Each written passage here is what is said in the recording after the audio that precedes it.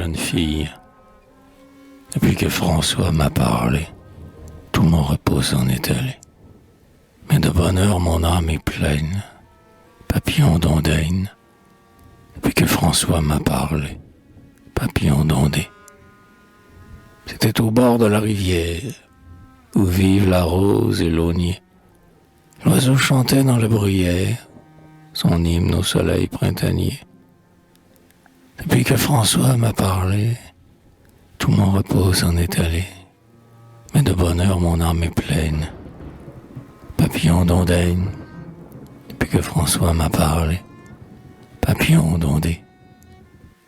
L'herbe est verte, la feuille rousse, faisait des bruits délicieux.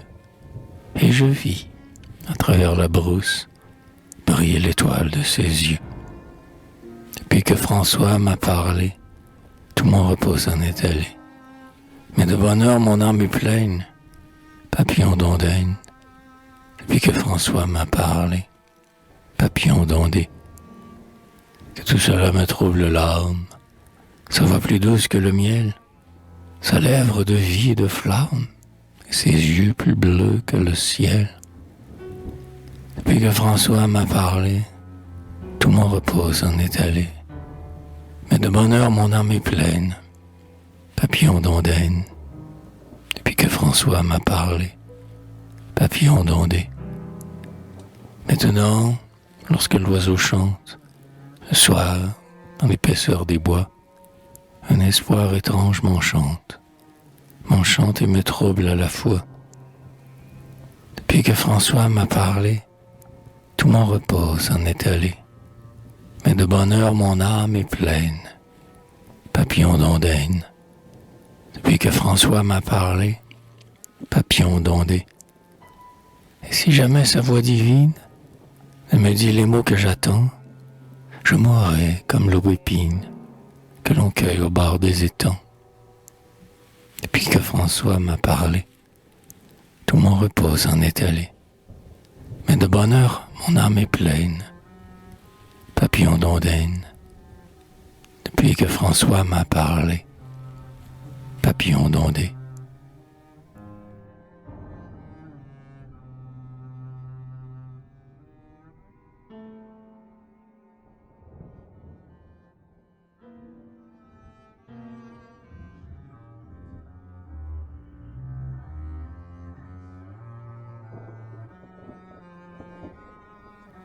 Jeune femme, le jour où tout tremblant d'émoi, il m'a dit, Marthe, je vous aime.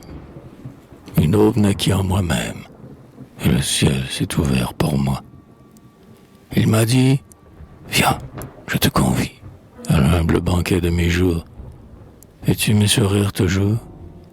Veux-tu me suivre dans la vie?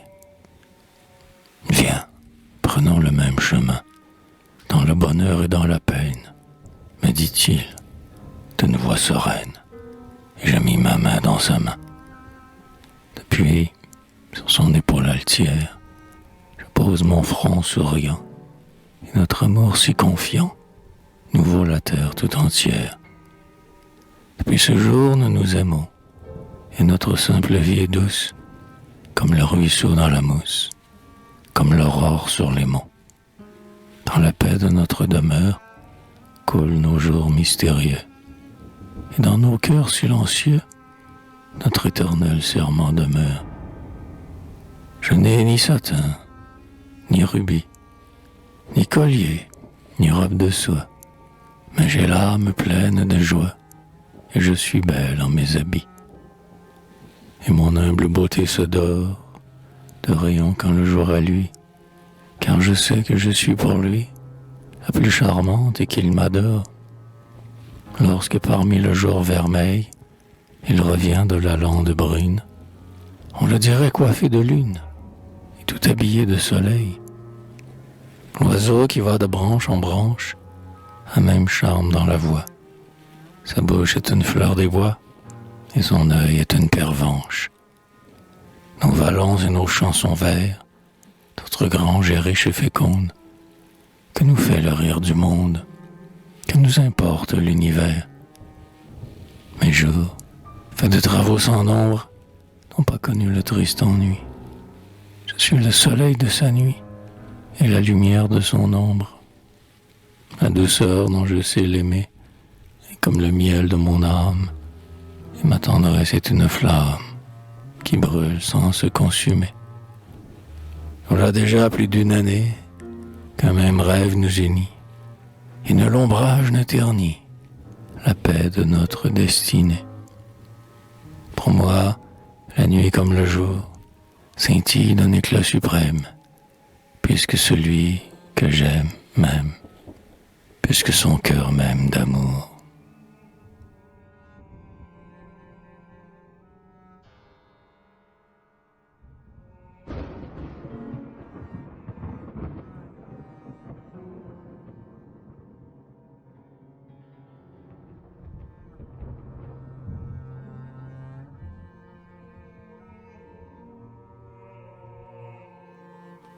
Jeune mère, comme une fleur d'avril, en sa chair éclatante, sourit notre amour, cet enfant adoré. Voyez comme il est beau, par de longs jours d'attente, en secret dans nos cœurs nous l'avons désiré.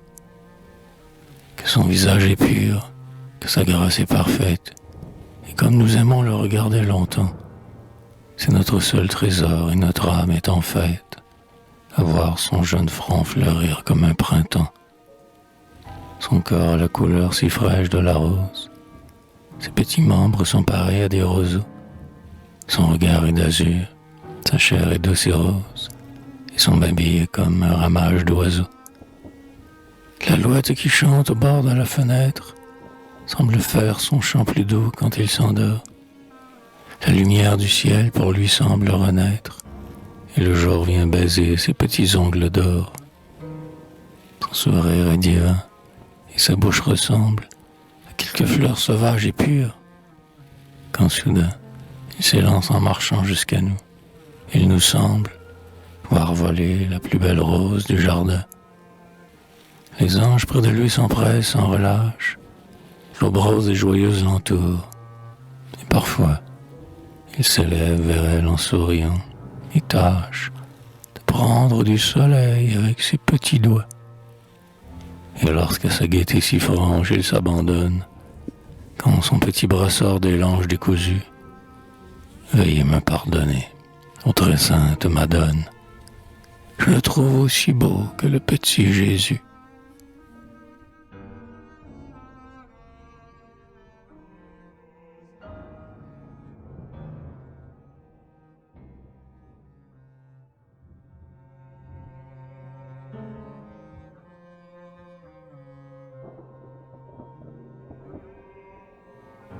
La religieuse, que vos jours à Dieu sont dignes de louange, que vos pas sont légers, que vos gestes sont doux. Vous passez, on dirait qu'il vient du ciel un ange, qui, pour semer la paix, habite parmi nous. Gloire à vous, noble femme, esprit pur, âme austère, si grande et si sublime en sa simplicité. Vous ne soumettez pas vos désirs à la terre, vous passez près de nous comme un souffle d'été. Il est sur les coteaux, lui, un soleil pâle, des fleurs au cœur de pourpre, au teint magique et pur, qui n'ouvrent qu'au matin leur corolle d'opale. Vous êtes de ces fleurs qui s'ouvrent dans l'azur, ainsi qu'un lys caché loin de tout souffle immonde, et que nul vent lointain un instant n'a touché. Vous ne connaissez pas le souffle impur du monde, et nul regard charnel sur vous ne s'est penché. Femme du monde, nous aimons à reconnaître en vous, au noble front empreint de majesté, la femme auguste que nous avons rêvé d'être, et la Vierge au cœur pur que nous avons été. Tandis que de vos sœurs les troupes vagabondes pleurent un rêve cher et cruel, tour à tour, dans le rayonnement de vos heures fécondes, en votre âme grandit un immuable amour. On vous voit, méditant au fond de la chapelle, souriante parmi les feux éblouissants, Vous entendez au loin la voix qui vous appelle, et vos rêves divins montent avec l'encens.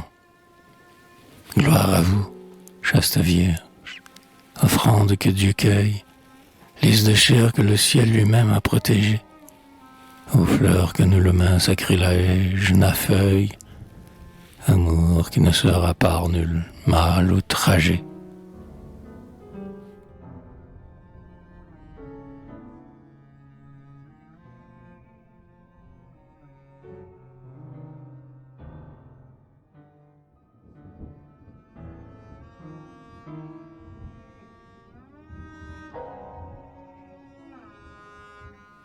L'aïeul, que cette vie est éphémère. Où sont nos beaux jours envolés? Vos chagrins sont de ceux, grand-mère, qui ne sont jamais consolés. Le soir s'en vient, l'heure est sonnée, votre labeur est fini. Vous achevez votre journée, vous arrivez à l'infini. Votre tâche sublime est faite, la race acclame vos efforts, et vous subissez la défaite, l'unique défaite des forts. À l'heure où doit s'ouvrir la rose, hélas, vous songez à mourir, ne sachant plus faire autre chose que regretter, que souffrir.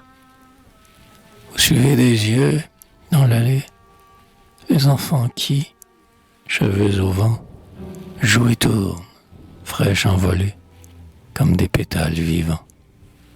Dans l'or du couchant qui rougeoie, ils vont avec leur grand sursaut, et c'est votre dernière joie de vous souvenir des berceaux.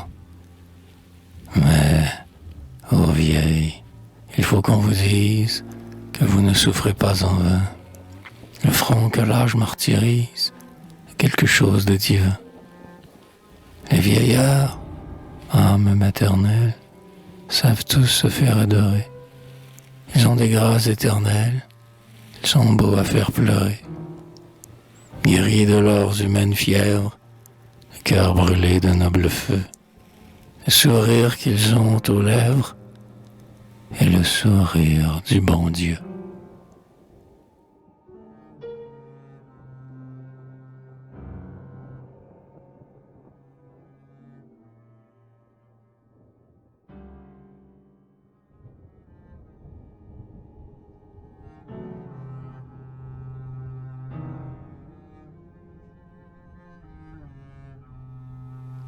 La vieille femme, jour d'été radieux, une vieille tremblante, en robe grise sur la blanche véranda, pâle, se penche en respirant l'odeur troublante qui monte de la tige où s'ouvre un réséda. Elle était autrefois la belle du village, teint rose, œil enflammé, rire clair et sonnant. Mais la vie et ses deuils, les épreuves et l'âge l'ont faite, voyez-vous, ce qu'elle est maintenant. Une vieille courbée, à la faible démarche, avec des yeux éteints au regard effacé, qui n'a plus de vigueur, qui se traîne et qui marche, par petits pas menus, lents et rapetissés. Hélas, elle n'est plus maintenant qu'une vieille, qui s'éloigne, qui lasse, va pliant le cou, une lampe épuisée, fidèle qui veille, que le vent du soir éteindra tout à coup. Au fond de sa pensée, image passagère, souvent elle revit ces beaux jours d'autrefois, où dès l'aube de Rouet, inlassable et légère, elle faisait danser la laine entre ses doigts. Comme ces jours sont loin, sa chair est devenue le jouet du déclin dont nul ne se défend.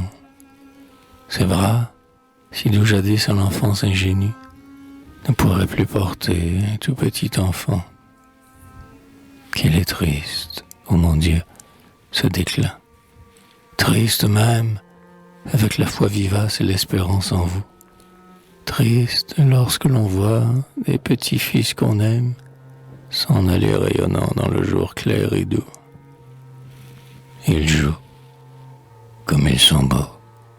Ah, Son vieux cœur se noie. Dans le flot des regrets ardents, le blessé. Il joue. Le ciel est pur et leur groupe tournoie. Ah, songez que bientôt il faudra les laisser.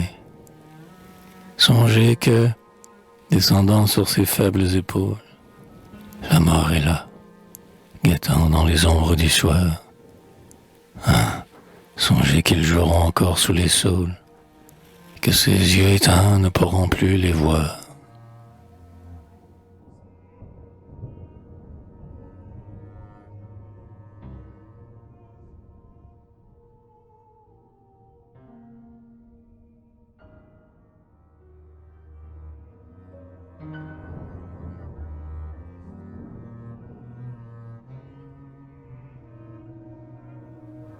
Le vieux paysan. Cependant que les blés s'étalent dans les plaines, que la colline brille au soleil de midi, son âme ne connaît plus que des heures vaines, et son corps vigoreux s'affaisse, refroidi. Que les heures vont vite, et que la vie est dure, et qu'il passe parfois de tristesse en ses yeux. Ah, retrouver ces gais matins dans la verdure, et l'aube qui brillait sur ces jours glorieux.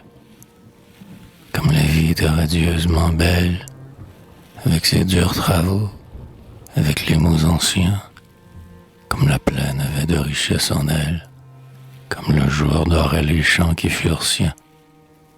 Oh, comme il se souvient de la faux dans les herbes, des chevaux haletants au milieu des labours, tel qu'il moissonnait jadis les blés superbes. Aujourd'hui, le destin moissonne tous ses jours. Mais, parfois, quand revient le temps de la sommeil, que, dans les champs lointains, soufflent chevaux et bœufs, quand les hommes, coiffés d'un grand chapeau de paille, s'en vont, faucillés au dos, dans les chemins herbeux. Comme un malade, aigri d'une trop longue veille, il se lève soudain et marche, frémissant. De sa morne torpeur, l'habitant se réveille. La fièvre des moissons lui passe dans le sang. Mais ce réveil, hélas, n'est qu'une courte joie. La force d'autrefois ne renaît pas en lui. Morne, il revient s'asseoir sur le seuil qui flamboie, parmi les poules dont le gai plumage luit. Alors il recommence à vieillir en silence, tandis que le jour brille et que le seuil est mûr, et son regard éteint suit avec nonchalance l'ombre tremblante d'une feuille sur le mur.